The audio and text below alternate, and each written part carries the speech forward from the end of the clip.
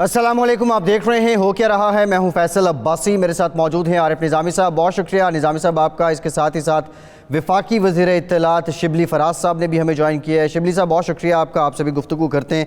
बिलाखिर आज ये फ़ैसला हो गया वफाकी हुकूमत की जानिब से, ये ऐलान हुआ कि जो मरहलावार लॉकडाउन है अब इसको खोला जा रहा है और इस सिलसिले में बहुत से अहम फ़ैसले भी किए गए हैं। दुकानों के लिए भी कुछ SOPs सामने आए हैं, कुछ मज़ीद जो SOPs हैं, जो तरीक़ा कार हैं, वो सूबों की जानिब से सामने आएंगे। इसके असरात क्या होंगे प्रोग्राम में ये डिस्कस करेंगे। इसके अलावा साबिक़ वज़ीर-ए-आज़म शाहिद खाकान अब्बासी साहब जो हैं वो आज उन्होंने अदालत में पेश हुए हैं LNG केस से मुतालिक भी बात करेंगे। चौधरी बरादरान की भी कुछ बातें सामने आ रही हैं, नैब को लेकर उनके तहफ़्फ़ुज़ात हैं, इससे मुतालिक भी बात करेंगे। दीगर पहलुओं पर भी बात करेंगे। निज़ामी साहब सबसे पहले आपकी तरफ आते हैं।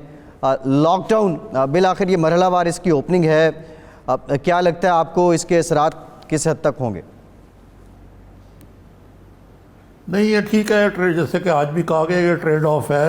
ये नहीं है कि वो बिज़नेस खोलने की वजह से इंसानों जाने पड़ रही नहीं है, लेकिन गैर मुअय्यना मुद्दत के लिए सारे मुल्क को बंद तो नहीं रखा जा सकता। मेरे ख्याल से शिबली फराज साहब से पूछते हैं, ये वो वहाँ मौजूद भी थे और हमारा तो पहली दफ़ा इनसे टाकरा हो रहा है एक प्रोग्राम में। शिबली साहब ये जो वेलकम एंड आज के जो फैसले हैं, इसको कहा तो गया कि लॉकडाउन खोला जाएगा, लेकिन जो फैसले हैं वो असल फैसले सूबों ने करने हैं या ये इतना ही है जितना कि आज हमें बताया गया? शुक्रिया निज़ामी साहब। पहली बात तो ये है कि जो आज की जो मीटिंग हुई उसमें सब चीफ मिनिस्टर, हर सूबों के चीफ मिनिस्टर्स भी थे और जितने भी स्टेक होल्डर्स हैं डिसीजन मेकिंग के, NCOC के, NDMA के, सारे जो कि इस चीज़ को बड़े करीब से देख रहे हैं, हर पहलू से देख रहे हैं। पहले वबा की सूरत में जो स्टैटिस्टिक्स हैं, जो स्ट्रेटजीज़ हैं, जो प्रोग्रेस है अस्पतालों के हवाले से, हर लिहाज से वो एक मुकम्मल एक इन्फॉर्मेशन दी गई। इसमें जी देखें, प्राइम मिनिस्टर साहब का तो आपको मालूम है कि पहले दिन ही से एक बड़ा क्लियर विजन था। वो ये था कि जी देखें, हमने लॉकडाउन तो एक ऐसा लॉकडाउन जिस तरह के कुछ ममालिक ने किया वो जो है तो सस्टेनेबल नहीं था। तो जो चीज़ें अभी लोग कर रहे हैं या और ममालिक कर रहे हैं वो हमने शुरू से ही इसको मलहूज़ खातिर रखा, क्योंकि हम ये समझते थे और प्राइम मिनिस्टर की जो सोच थी वो ये थी कि अगर आप लॉकडाउन मुकम्मल कर लेंगे तो वो उस जो कमज़ोर तबका है हमारी सोसाइटी का, जो कि डेली वेजर्स हैं, जो मज़दूर हैं, दिहाड़ीदार हैं, छोटी दुकानें हैं, स्मॉल मीडियम बिजनेसेस हैं, इन पे इसका बहुत ही ख़तरनाक असर पड़ेगा और एक ऐसी सूरत हाल पैदा हो जाएगी जो कि शायद इस मर्ज़ की या इस वबा को भी ओवरटेक कर दे। तो उसके तहत मुख्तलिफ स्टेजेस पे इसको ज़रा सा वो रखा गया, पब्लिक प्लेसेस, कॉन्ग्रीगेशंस, ये सारी चीज़ें तो बंद रखी। अब जो है तो अभी जहाँ तक इंडस्ट्री का या बिजनेसेस का, दुकानों का, छोटे कारोबारों का खोलना इसलिए अहम समझा गया बिकॉज अब हम ये समझते हैं कि एक तो जो वबा है उसकी वो इतनी जो है कैटास्ट्रॉफिक सिचुएशन नहीं है जो कि कई और यूरोपियन ममालिक में थी, लेकिन इसका ये मतलब हरगिज़ नहीं है कि ये यहाँ पे वो हो नहीं सकता। वो जो मरहलावार खोलने का इरादा किया गया है तो वो इसी तरह ही होगा कि हम इसको ग्रेजुअली खोलेंगे और मॉनिटर भी करते रहेंगे। और इसमें जो सबसे जो हासिले गुफ्तगू है या हासिले मीटिंग जितनी भी हैं वो है कि जी ये सब तब कामयाब होगा जब आपके SOPs पे अवाम अमल करेंगे, अवाम कोऑपरेट करेंगे, अवाम एहतियात करेंगे, तमाम वो हिफाजती तदाबीर इख्तियार करेंगे जो कि इस मर्ज़ से हमें दूर ले जा सकती है, इससे महफूज रख सकती है। दूसरी बात ये है कि इसमें जी हमने ये भी देखना है कि इससे हमारी जो बिजनेसेस हैं उन पे क्या असरात हो सकते हैं, और वो ये है कि जो छोटी बिजनेसेस हैं या जितनी भी बिजनेसेस हैं, इसमें बाज़ ऐसी बिजनेसेस भी हैं कि अगर वो खुदा न खास्ता बंद हो जाती तो वो फिर के लिए बंद हो जाती। तो मईशत का और आवाम के सेहत का, इन दोनों में एक बैलेंस करने की हुकूमत पहले दिन से ही कोशिश कर रही है और मेरा ख्याल है कि अब तक वो स्ट्रेटजी अल्लाह ताला के फजल से कामयाब हुई है। और हम इसको आगे भी मॉनिटर करते रहेंगे कि अगर ये एहतियात लोगों ने ना की जी निज़ामी साहब, तो इससे जो है तो बहुत बड़ा नुकसान हो सकता है। अच्छा, देखिए बताइए शिबली साहब के یہ پہلے جو بھی فیصلے ہوئے ان میں ایک تناؤ سا رہا، خاص طور پہ سندھ اور وفاق کے درمیان، اور کچھ بیان بازیاں بھی چلتی رہیں. تو اس وقت جس طریقے سے کیا گیا اس میں تو نظر آتا ہے کہ تمام اسٹیک ہولڈرز کی کنسنسس کے ساتھ کیا گیا، تو کوئی ایسی گنجائش تو نہیں نظر آتی کہ اس پہ بعد میں شکایت پیدا ہو. دیکھیں جی، بالکل یہ ہمیشہ یہی ہوا جی کہ اس میں یہ تھا کہ جو بھی فیصلے ہوتے تھے اس پلیٹ فارم سے، جو کہ سارے اس میں اسٹیک ہولڈر شامل تھے، وہ فیصلے کنسنسس سے ہی ہوتے تھے. ابھی بھی تقریباً پورا کنسنسس، صرف ایک ایشو ہے جس میں کہ کچھ پروونسز کا ٹرانسپورٹیشن کے بارے میں تھوڑے تحفظات ہیں، انٹر پروونشل یا انٹر سٹی ٹرانسپورٹیشن کا. تو وہ ایک قسم کا سیلف ڈیفیٹنگ ہے کہ ایک سائڈ پہ ہم کھولیں اور دوسری سائڈ پہ ہم اگر ٹرانسپورٹ کو وہ نہ کر سکیں تو جو لیبر کی موومنٹ ہے یا لوگوں کی جو موومنٹ ہے، مٹیریل کی موومنٹ ہے، اس میں بڑی دقتیں وہ ہوں گی، سامنے آئیں گی. اس کے علاوہ ٹوٹل مکمل کنسنسس تھا ہر بات پہ، اور یہ بات آن ریکارڈ ہے، اس کے منٹس بھی بنتے ہیں. اور میں امید یہی رکھتا ہوں کہ جو سندھ گورنمنٹ ہے یا کوئی اور گورنمنٹ ہے، وہ اس کو جو ہے بجائے اس کے کہ اس کو متنازع بنائے، وہ اس پہ پوری عمل درآمد پہ زیادہ فوکس کریں گے بنسبت اس کو پولیٹیکل ایشو بنانے کے، بیکاز یہ مسئلہ ہمارا سب کا کامن مسئلہ ہے. شبلی صاحب، یہ تو تمام باتیں اپنی جگہ ہو گئیں، اور بعد میں جس طرح نظامی صاحب نے ابھی بات کی کہ پھر تاثر یہ آتا تھا کہ وفاق یا سندھ میں کوئی تناؤ کی کیفیت ہے. اچھا، ایک امپریشن یہ بھی ہے کہ وفاق اور سندھ میں ورکنگ ریلیشن بالکل ٹھیک ہے، اور باقی جو بیانات وزیروں کے یا ترجمانوں کے آتے ہیں وہ معمول کی سیاست ہے، اور وہ ظاہر سیاسی جماعتیں وہ تو چلنا ہی ہیں. آپ اس کی کس حد تک تائید کرتے ہیں؟ اور دوسرا، یہ جو اسکولوں میں امتحانات منسوخ کیے گئے ہیں اور میٹرک اور انٹرمیڈیٹ کے جو لوگ ہیں وہ پچھلی کارکردگی پہ پروموٹ کر دیے جائیں گے، کیا کبھی پہلے بھی ایسا ہوا ہے پاکستان میں؟ دیکھیں، پہلے کبھی یہ بھی نہیں ہوا کہ پورا ملک ایک قسم کا اس صورتحال سے دوچار ہوا ہو. یہ بہت یونیک ٹائمز ہیں، یہ ایک بڑے منفرد قسم کا وقت ہے. اس میں ہم نے ظاہر ہے کہ ملک کو روکنا بھی نہیں ہے، ان کو ہم نے آگے بھی لے جانا ہے.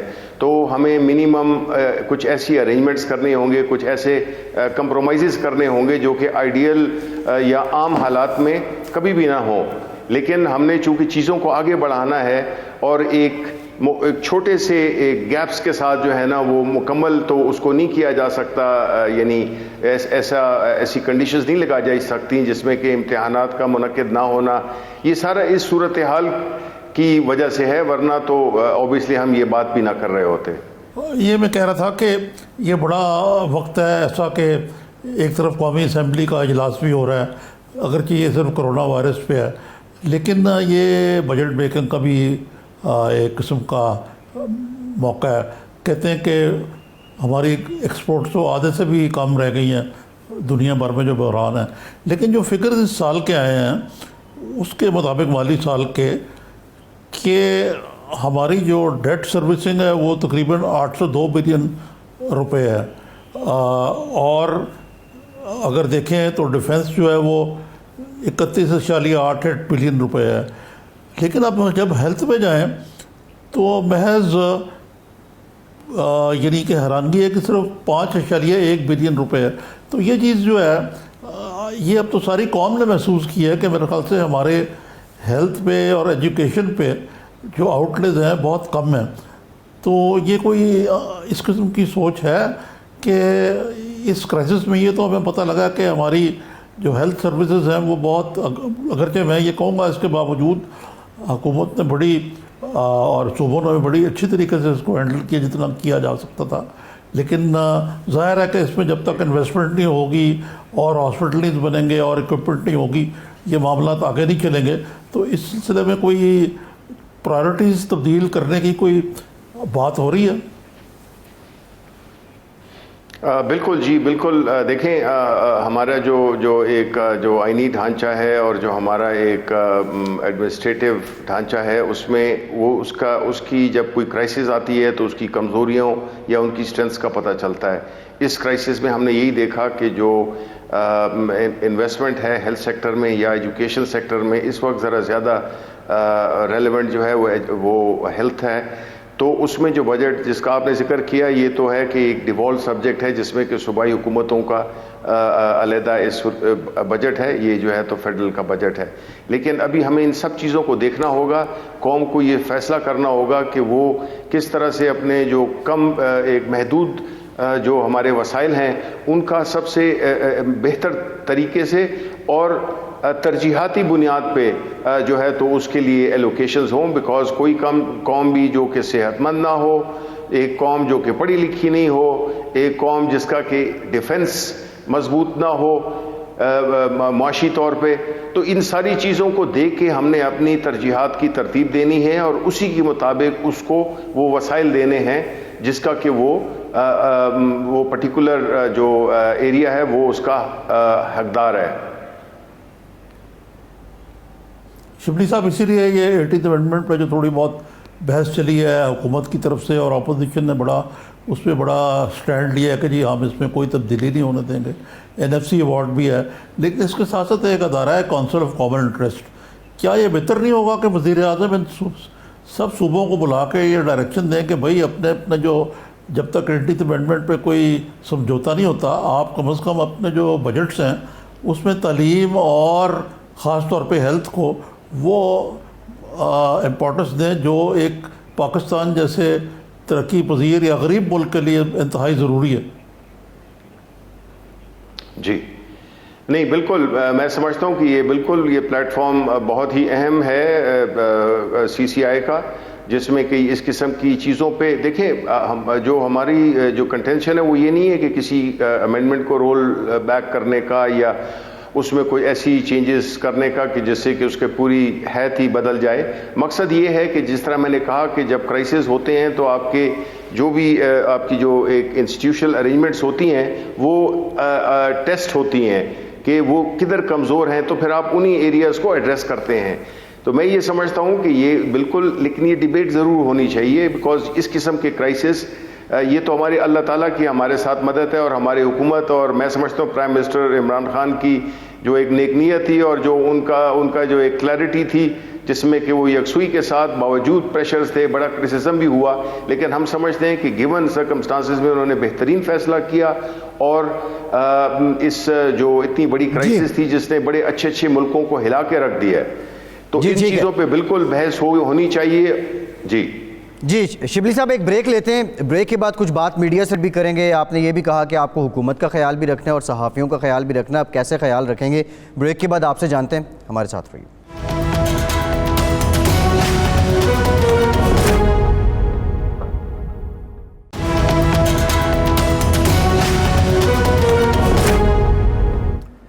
بریک کے بعد ایک بار پھر سے آپ کو خوش آمدید کہیں گے. شبلی فراز صاحب، آپ کا ایک سٹیٹمنٹ آیا جس میں آپ نے یہ کہا کہ آپ نے حکومت کا خیال بھی رکھنا ہے اور صحافیوں کا خیال بھی رکھنا ہے.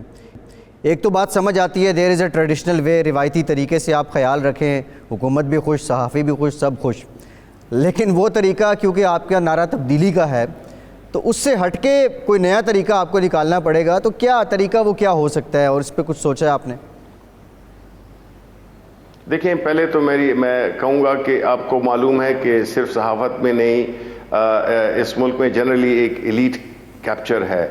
اس سے مراد میری یہ ہے کہ دیکھیں جو بڑے اخبار ہوتے ہیں یا جو بڑے پبلیکیشن ہاؤسز ہوتے ہیں وہ تو ان میں اپنی ہی ایک انہرنٹ اسٹرینتھ ہوتی ہے کہ وہ اپنے آپ کو سسٹین کر سکتے ہیں and they can carry themselves through any crisis. Problem وہاں پہ آتا ہے جہاں پہ کہ صحافت، آپ کو پتہ ہے کہ میرا تو اس میں میری فیملی انڈائریکٹ طریقے سے منسلک تھی کہ یہ جو لکھنے کا اور جو صحافت کا جو کام ہے اس میں ہم ان کی بات کرتے ہیں، ان صحافیوں کی بات کرتے ہیں.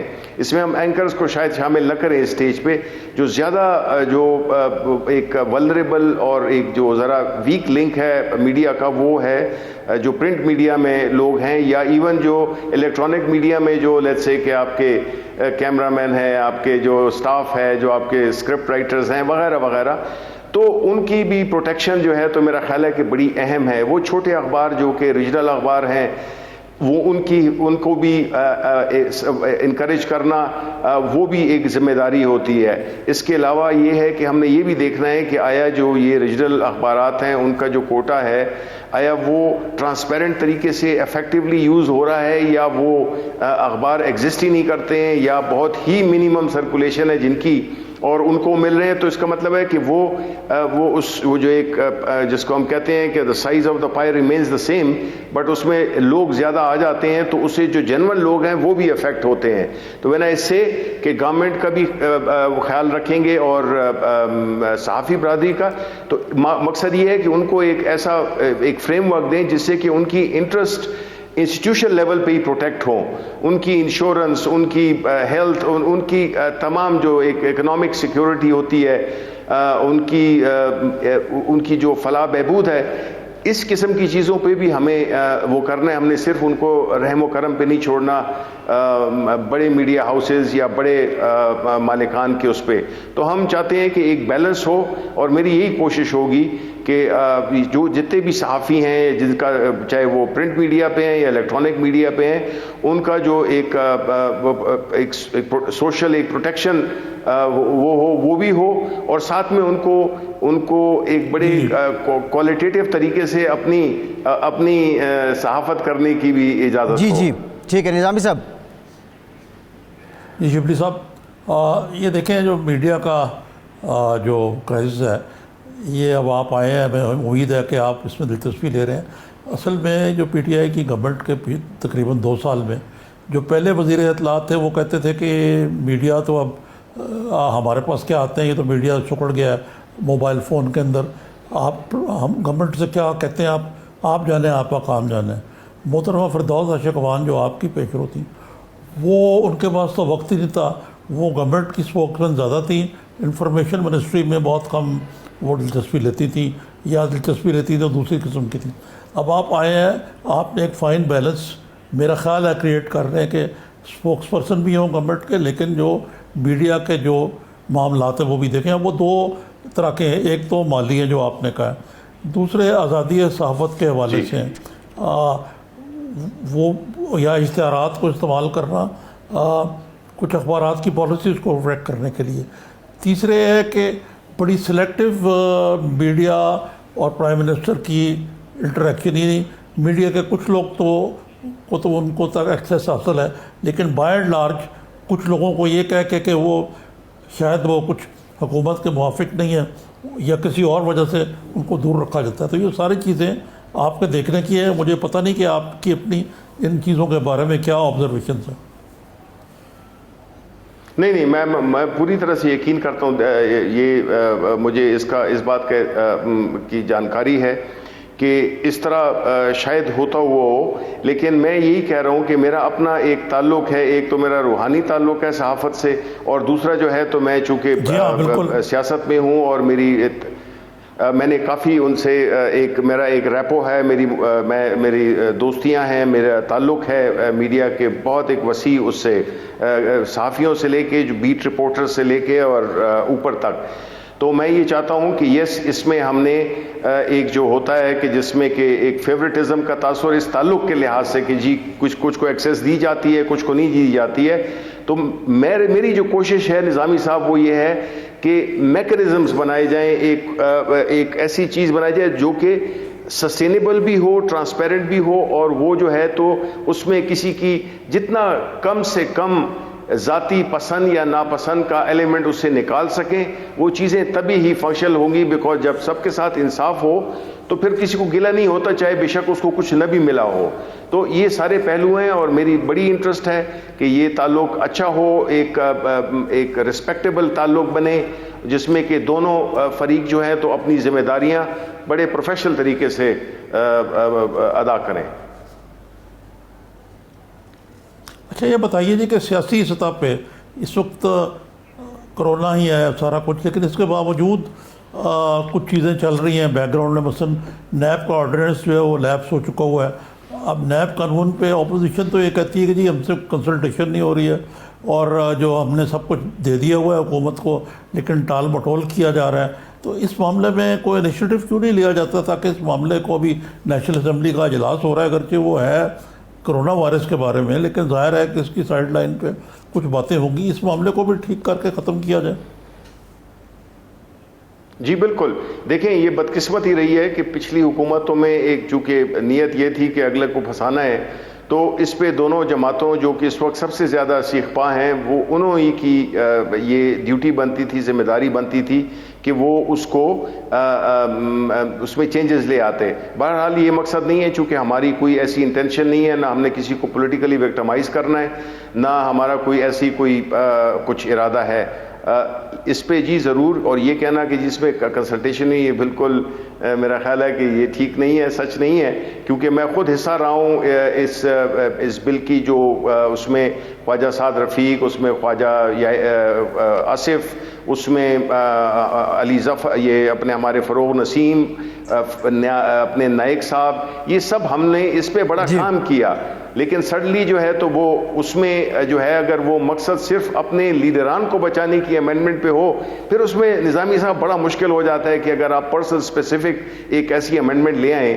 تو وہ اس پہ جو ہے تو ہمارا وہ نہیں ہوا، اتفاق نہیں ہوا، لیکن ہم نے بھرپور کوشش کی ہے کہ اس کو ہم آگے لے جائیں۔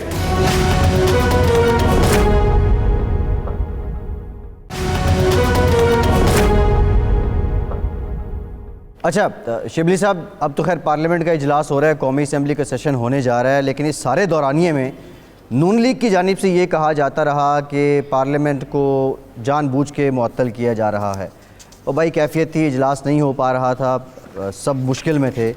ایک تو یہ ایسی باتیں کیوں کی جاتی ہیں؟ پھر یہ جو 18ویں ترمیم کا شور ہے، 18ویں ترمیم میں مزید ترمیم کو لے کے حکومتی حلقوں میں یا پرائم منسٹر آف پاکستان کیا ان حالات میں وہ سمجھتے ہیں کہ ضروری ہے یہ بحث بھی ہونی چاہیے؟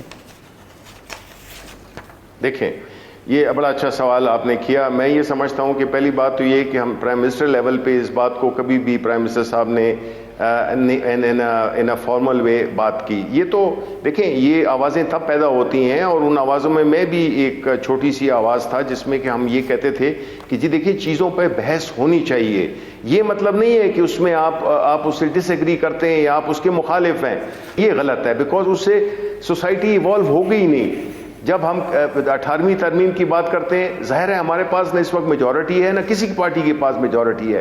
ہم چاہتے ہیں کہ کم از کم میرے جیسے لوگ یا اور جو ہمارے دوست ہیں کہ مختلف پارٹیز کے، آپ کی جو جنرل پبلک ہے، آپ کا جو انٹیلیجنشیا ہے، کہ ہمیں چیزوں کو ریویو کرنا چاہیے، جس طرح کہ ابھی نظامی صاحب نے صحت اور ایجوکیشن کے بارے میں سوال کیا تھا۔ We have to learn to discuss things to evolve some kind of wisdom, کہ جس میں کہ ہم چیزوں کو بہتر کر سکیں۔ کوئی چیز پرمنٹ نہیں ہوتی ہے، اس کو اس کے حالات اور اس کا جو امپیکٹ فیکٹر ہے ہم اسیسمنٹ کریں۔ 18ویں ترمیم کی اسیسمنٹ کرنی چاہیے کہ اس کا 10 سال ہو گئے ہیں، اس سے کیا آیا صوبے بہتر ہوئے ہیں، سینٹر کمزور ہوا ہے یا وائس ورثہ، یہ سارے ایشوز ہیں، ان پہ بحث ہونی چاہیے۔ اگر اکیڈیمک بحث نہیں ہوگی تو پھر چیزیں کیسے آگے بڑھیں گی؟ تو پارلیمنٹ میں تو اس وقت کوئی ایسی پارٹی نہیں ہے جو کہ بشمول ہمارے کے کہہ سکے کہ جی ہم اس میں ترمیم کریں گے۔ جی نظامی صاحب۔ جی یہ دیکھیں، اس میں آپ نے بالکل یہ درست کہا کہ ہمیں یعنی فائر فائٹنگ کے علاوہ کو میکرو لیول پہ کچھ باتیں جو ہیں ان کو تبدیل کرنے کی ضرورت ہے۔ جو اسٹرکچر ہے پاکستانی اسٹیٹ کا، اس میں تبدیلیاں لانی ہے۔ یقیناً آپ ایک نہ صرف کہ آپ خود ایک بڑے پڑھے لکھے انلائٹنڈ آدمی ہیں، بلکہ آپ کے والد صاحب کو تو اس ملک کا انہوں نے جو کچھ کیا ہے وہ بہت بڑا شہروں میں ان کا شمار ہوتا ہے انٹلیکچوئلس میں، تو آپ کو معلوم ہے ان چیزوں کا۔ اب یہ جو آپ کے ذمہ ایک چیز ہے وہ ہے کہ آپ اسپوکس پرسن بھی ہیں چیف اس گورنمنٹ کے، اور اس سے پہلے کوئی اتنے اسٹینڈرڈ نہیں اس کے بنے، مطلب ہے کہ فردوس عاشق وان جو آپ کی پیشن ہوتی ہیں یا کچھ اور لوگ ہیں، میں نام نہیں لینا چاہتا، بلکہ بعض اوقات تو لگتا ہے کہ ہر چیز پہ بھانت بھانت کی بولیاں بولی جاتی ہیں۔ اب مثلا حکومت کہہ رہی ہے کہ جی ہم نیب پہ تیار ہیں کرنے کے لیے، ہمارا تعلق بھی نہیں ہے کوئی، لیکن ہم اس کی قانون میں کوئی ترمیم لانے کے لیے تیار ہے۔ اب جب شیخ رشید صاحب یہ کہتے ہیں کہ عید کے بعد نیب ٹارزن بن جائے گی، تو ایسے جو ریمارکس ہیں یہ آپ کے لیے مشکلات نہیں پیدا کرتے؟ ایک طرف آپ کہہ رہے ہیں کہ جی ہمارا تعلق ہی کوئی نہیں ہے نیب سے، اوپر سے ایک وفاقی ذمہ دار وفاقی وزیر کہہ رہے ہیں کہ نیب ٹارزن بن جائے گی، ان کے پاس کیا بیسس ہے یہ کہنے کا؟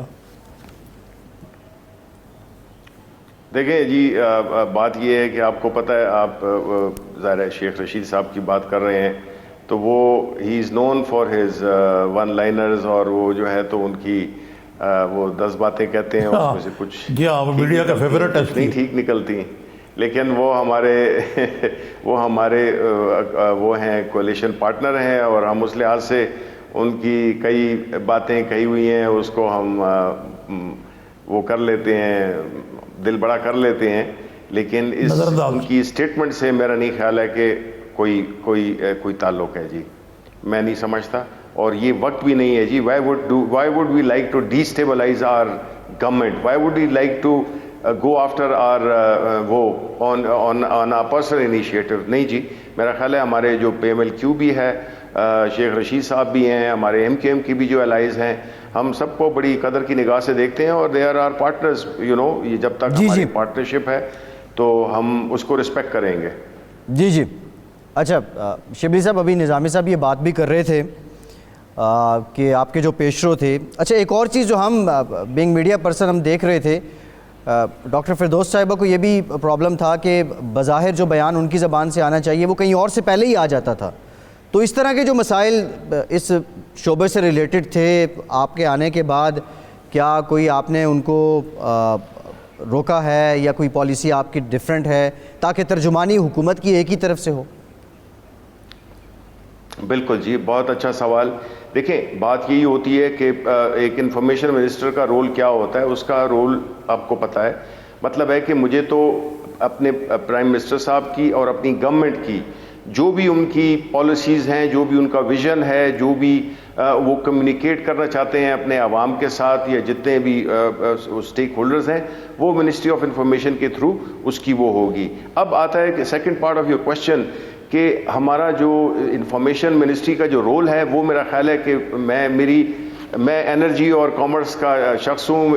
میڈیا میرا کبھی فوٹے نہیں رہا، نہ میرا اس کے بارے میں کوئی اتنی زیادہ جانکاری ہے، لیکن چونکہ یہ ذمہ داری خان صاحب نے سونپی ہے تو اب میں اس کو اپنی 200% جو کوششوں کے ساتھ آگے بڑھاؤں گا. اور اس میں سب سے پہلی بات یہ ہے کہ اس کو ہماری جو انفارمیشن منسٹری ہے وہ بڑے دقیانوسی طریقے سے چل رہی ہے. اس کو ہم نے نئی جدت دینی ہے، ہم نے اس کو نئے دور کے تقاضوں سے ہم آہنگ کرنا ہے، اور اس کا جو اسکوپ ہے وہ ہم نے اپنی نیشنل سیکیورٹی کے ساتھ بھی جوڑنا ہے، اور اپنے انٹرنیشنل جو ہمارا وہ ہے آؤٹ ریچ ہے اس کو بھی ہم نے بڑھانا ہے. کیونکہ it's not just about Pakistan, we also have to tell جو ہمارے جو باہر کے جو ملک ہیں ان کو بھی ہم نے بتانا ہے کہ پاکستان کیا ہے، پاکستان کیا کر رہا ہے، اور عالمی برادری میں اس کا کیا رول ہے، اور being the biggest Islamic country. جی شبلی صاحب، یہ آخری سوال ہی آپ سے میرا کہ یہ جو لیفٹیننٹ جنرل عاصم سلیم باجوہ ہیں، وہ تو ان کا تو کہا جاتا ہے کہ ٹاسک یہ ہے کہ وہ منسٹری آف انفارمیشن کو 20ویں صدی میں لے کے آئیں. تو آپ نے بھی یہی فرمایا، میں خود بھی رہا ہوں کیئر ٹیکر منسٹر. یہ منسٹری جو ہے بالکل اینٹیکویٹڈ طریقے پہ چل رہی ہے، بہت ہی یعنی جو ایک سرکاری بابوں والا دفتر. تو اس میں جو آپ اس ایکسرسائز میں برابر کا شریک ہیں جنرل صاحب کے ساتھ؟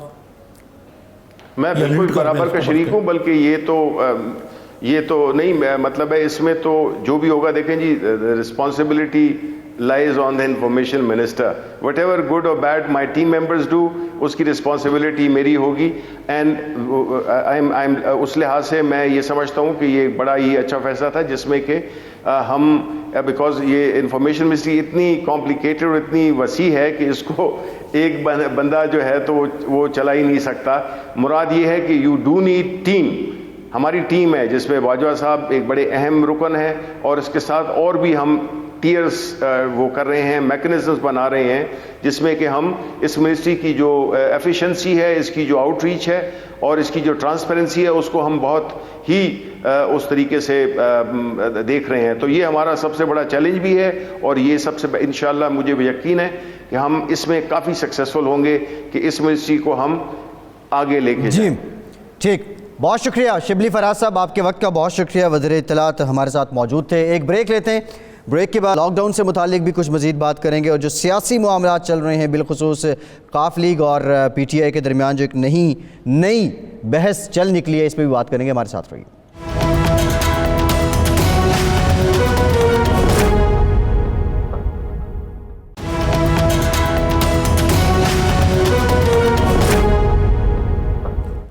بریک کے بعد ایک بار پھر سے آپ کو خوش آمدید کہیں گے. نظامی صاحب، بریک سے پہلے بھی ہم بات کر رہے تھے، اب یہ جو لاک ڈاؤن کھولا گیا ہے، یہ جزوی طور پہ آپ اسے کہہ لیں کھولا گیا ہے. 9 مئی سے جو معمولات زندگی ہیں، کاروبار زندگی ہے، بڑی حد تک اس کی واپسی ہو رہی ہے. جو میٹنگ ہوئی این سی او سی کی میٹنگ، پھر نیشنل کوارڈینیشن کمیٹی کی میٹنگ، اس میں اسد عمر صاحب نے بھی یہ کہا کہ بعض صوبوں کا بعض معاملات پہ اتفاق نہیں تھا، اور پرائم منسٹر صاحب اگر چاہتے تو وہ اپنے اختیارات استعمال کر سکتے تھے، لیکن صوبوں کی صوابدید ہے. اب یہ جو باتیں سامنے آئی ہیں، آپ کو کیا لگتا ہے ان پہ تمام صوبے متفق ہیں؟ ہاں جی، ایک کہا تو یہی ہے کہ گزشتہ روز بھی میٹنگ ہوئی تھی چیف منسٹر صاحب کے ساتھ، آج بھی ہوئی ہے. ان کے آشیرواد اور اتفاق رائے سے ہے.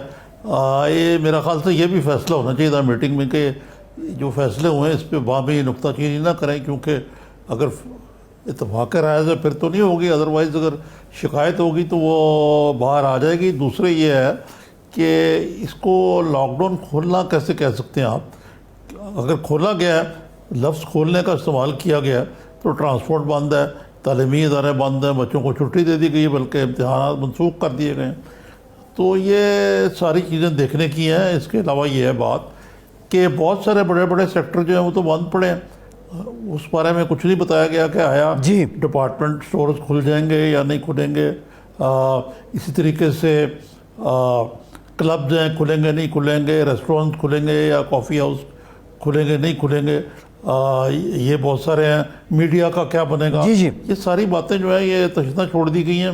ہو سکتا ہے شاید یہ جو ایک ہوتی ہے نا جو کہتے ہیں the devil is in the detail, یہ ڈیٹیل میں واقعی ایسا بات میں اعلان کر دیا جائے یا اعلان کیے بغیر کھول دی جائے، پھر ہی کہا جائے گا کہ لاک ڈاؤن ختم ہوا ہے. نظامی صاحب، میرا خیال یہ صوبے کھولیں گے، یہ صوبے کریں گے اعلان.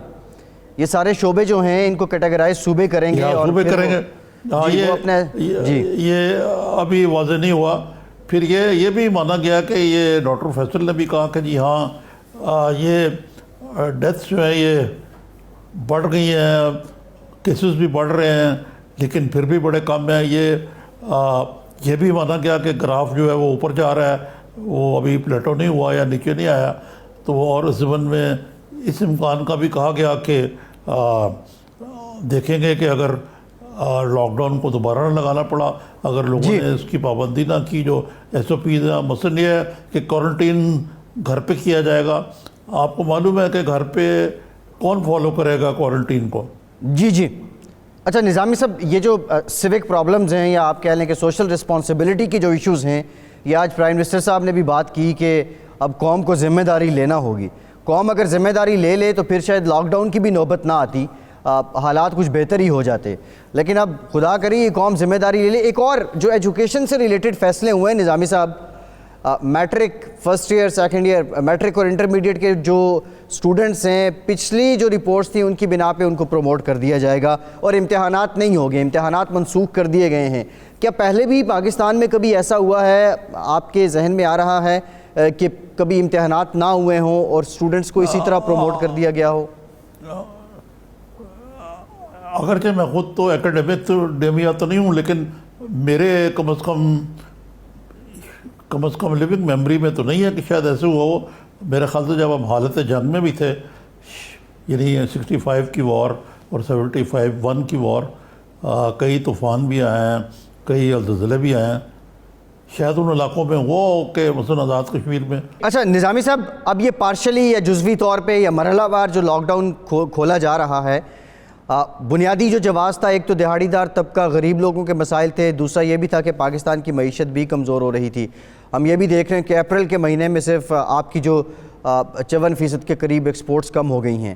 تو یہ پارشلی لاک ڈاؤن کھولنے سے ہی کچھ سہارا معیشت کو بھی ملے گا اور غریب لوگوں کے مسائل بھی کچھ کم ہوں گے. آج یہ دعا تو کرنی چاہیے، لیکن یہ جب تک پوری پکچر سامنے نہیں آئے گی. مثلا اگر ٹرانسپورٹ بند ہے تو غریب آدمی کے پاس تو موٹر نہیں ہے، وہ کہاں پہنچے گا، کس طرح پہنچے گا؟ ورک پلیس پہ اپنے، اور بڑے بڑے شعبے جو ہیں بند رہیں گے، کیونکہ امپلائمنٹ اس طرح مثلاً ڈپارٹمنٹ اسٹورز ہیں، ان میں خاصے لوگ جو ہیں وہ کام کرتے ہیں، جو عام آدمی ہے نا جو کام کرتے ہیں وہاں، دیہڑی دار بھی کام کرتے ہیں، تو وہ کس طرح پہنچیں گے؟ تو یہ اس قسم کے عملی مسائل ہیں، یہ آدھا تیتر آدھا بٹیر، پتہ نہیں اب کیا اس کی جزیات اور اس کی تفصیلات کیا ہیں، تبھی اس پہ حتمی تبصرہ کیا جا سکے گا۔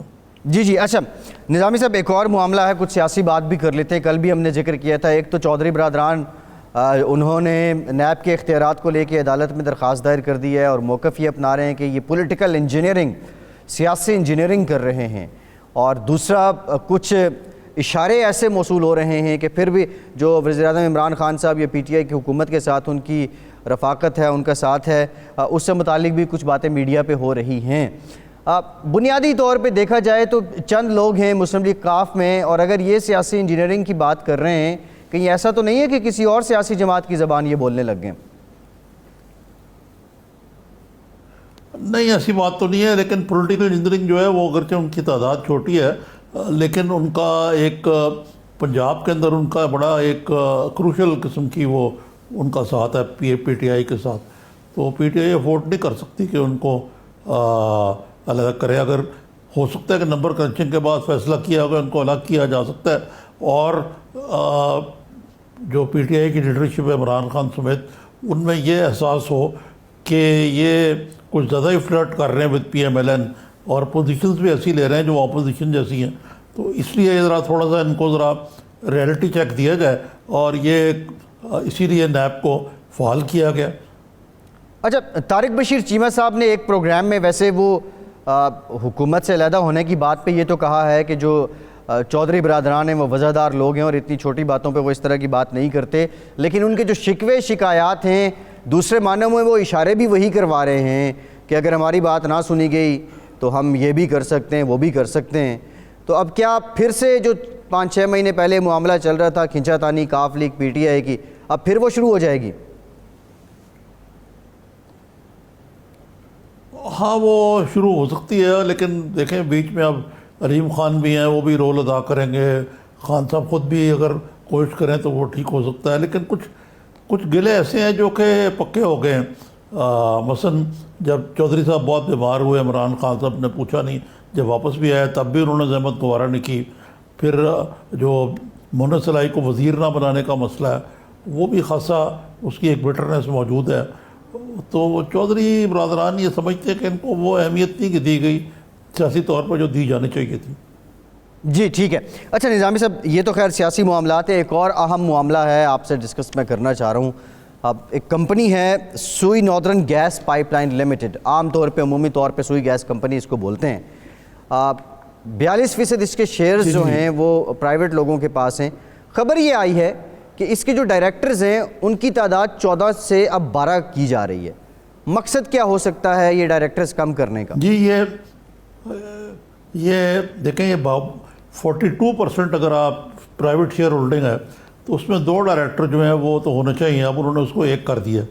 دراصل وہاں بڑی کھینچا تانی چل رہی ہے، جو وزیر ہیں، ایک شاید ان کا نام بھی وزیر ہی ہے کے پی میں، ان کے بھائی جو ہیں وہ سوئی گیس میں ایک نسبتاً ان کی کوئی اتنی اچھی رپورٹ نہیں ہے، جونیئر پوزیشن میں وہ ایم ڈی بننا چاہ رہے ہیں۔ ایک تو یہ ایمبیشن ہے، دوسرے جو پاکستان کے سب سے بڑے اس وقت سپر بیوروکریٹ ہیں وہ بھی پیچھے سے خلافے ہلا رہے ہیں، اور ابھی 2 دن پہلے ایک سیٹرڈے کو غالباً میٹنگ ہوئی، چند روز پہلے، اس کے اندر جو پرائیویٹ ممبرز ہیں ان کی انتہائی توہین کی گئی اور ان کو بہت برا بھلا کہا گیا اور بڑی بےعزتی کی، اور بلکہ وہ جو ایک اور جو ایکس آفیشیو ممبر ہیں احمد نواز سکھیرا، انہوں نے اس پر ناپسندیدگی بھی اظہار کیا۔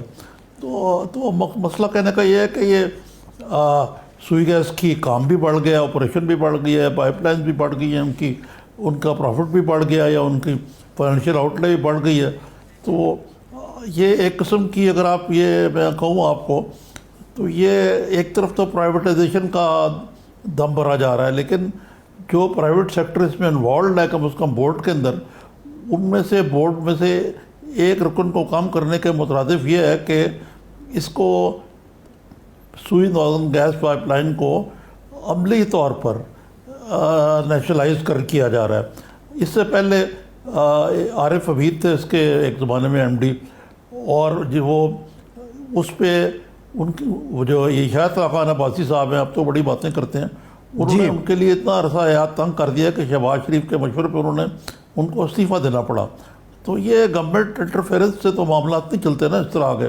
ٹھیک نظامی صاحب, پروگرام کا وقت ختم ہو گیا ہے, بہت شکریہ آپ کا. پروگرام سے اتنا ہی, فیصل عباسی کو اجازت دیجیے.